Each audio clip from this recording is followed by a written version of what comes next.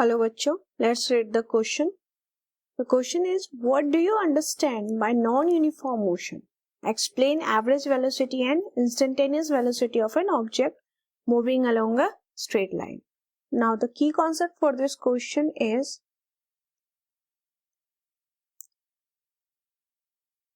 that is concept of non-uniform motion.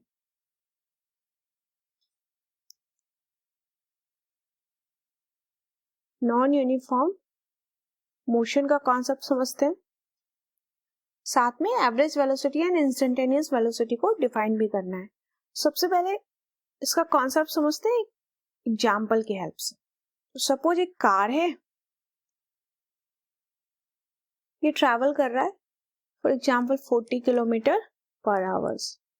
तो 1 our तक तो ठीक है। अगर हम टाइम इंटरवल देखें, इसका टाइम इंटरवल के साथ इसका motion along a straight line हम कंपेयर करें तो 1 आवर तक 40 किलोमीटर पर आवर ट्रैवल करता है। नेक्स्ट 1 आवर में, लाइक ये 1 आवर है, फिर नेक्स्ट 1 आवर में इसकी स्पीड बढ़ जाती है। सपोज 60 किलोमीटर पर आवर से ट्रैवल करने लगता है ये कार।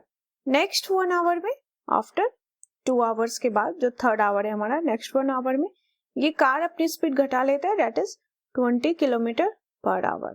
एंड लास्ट मान लेते हैं कि सपोज जहां भी इसको पहुंचना था पहुंच गया, तो यहाँ पे वेलोसिटी हो जाती है 0। तो ये किस टाइप का मोशन है?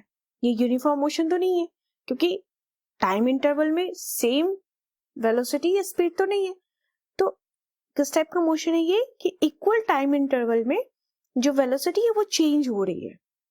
40 से 60 से 20 से 0, राइट। तो इस टाइप का जो मोशन है इसको हम कहते हैं नॉन यूनिफॉर्म मोशन। सबसे पहले हम नॉन यूनिफॉर्म मोशन को डिफाइन करेंगे, that is motion in which object travels unequal distance। जैसे हम यहाँ देख सकते हैं कि फर्स्ट आवर में 40 किलोमीटर है, नेक्स्ट आवर में 60 किलोमीटर डिस्टेंस ट्रैवल कर रहा है। अगर 40 किलोमीटर पर आवर के स्पीड से चल रहा है तो एक आवर में 40, नेक्स्ट आवर में 60, फिर नेक्स्ट आवर में 20, ऐसा। तो हम कह सकते हैं कि when object travels unequal distance in equal time interval,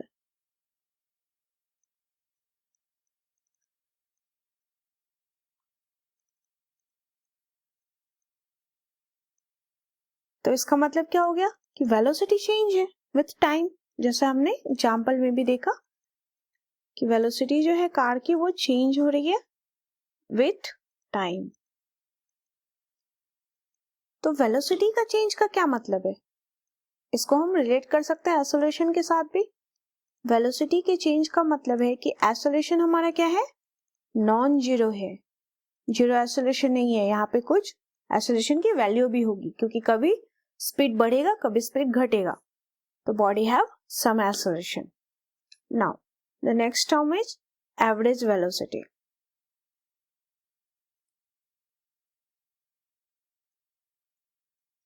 average velocity क्या है हमारा? Simply ratio of total displacement to total time taken. कोई बॉडी अगर मोशन में है तो वो कितना डिस्प्लेसमेंट किसी पर्टिकुलर टाइम इंटरवल में कवर कर रही है, तो इसी का रेशियो हमारा कहलाता है, दैट इज एवरेज वेलोसिटी। तो इसको हम लिखेंगे दैट इज वी एवरेज। तो सपोज कोई बॉडी है जो डिस्प्लेसमेंट कवर कर रही है S1, फिर सेकेंड टाइम इंटरवल में S2, थर्ड टाइम इंटरवल में S3, फोर्थ टाइम इंटरवल में S4। तो यहाँ पे हो जाएगा that is S1 plus S2 plus S3 plus S4 divide by T1 plus T2 plus T3 plus T4। That is the ratio है total displacement upon total time taken, that is the average velocity. और ये क्या है? Vector quantity है। SI unit क्या होगा इसका? SI unit is metre per second. Now the next is instantaneous velocity.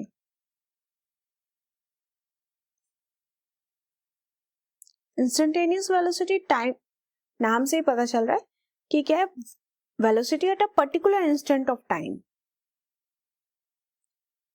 That means it is the rate of change of position, rate of change of position,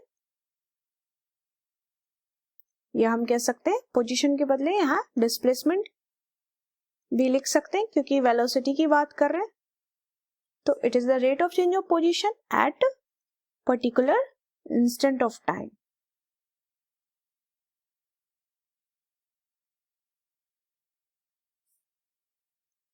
instant of time, तो इसकी value हम लिखेंगे v instantaneous या instant that equal to ds upon dt, that is rate of change of position या displacement. and इसका SI unit भी same ही होगा, SI unit is metre per second. And ये वेक्टर क्वांटिटी क्योंकि यहाँ पे डिस्प्लेसमेंट आ रहा है, डिस्प्लेसमेंट वेक्टर है. इस क्वेश्चन में की कॉन्सेप्ट में हमने नॉन यूनिफॉर्म मोशन को समझा. इस एग्जाम्पल, कार के एग्जाम्पल की हेल्प से यहाँ पे मेनली आपको ध्यान रखना है कि वेलोसिटी चेंज हो रहा है तो एक्सेलरेशन जो है उसकी कुछ वैल्यू होगी हमेशा नॉन यूनिफॉर्म मोशन में. नाउ नेक्स्ट टर्म हमने डिफाइन किया, that is average velocity, and last is instantaneous velocity. I hope you understood it well. Best of luck.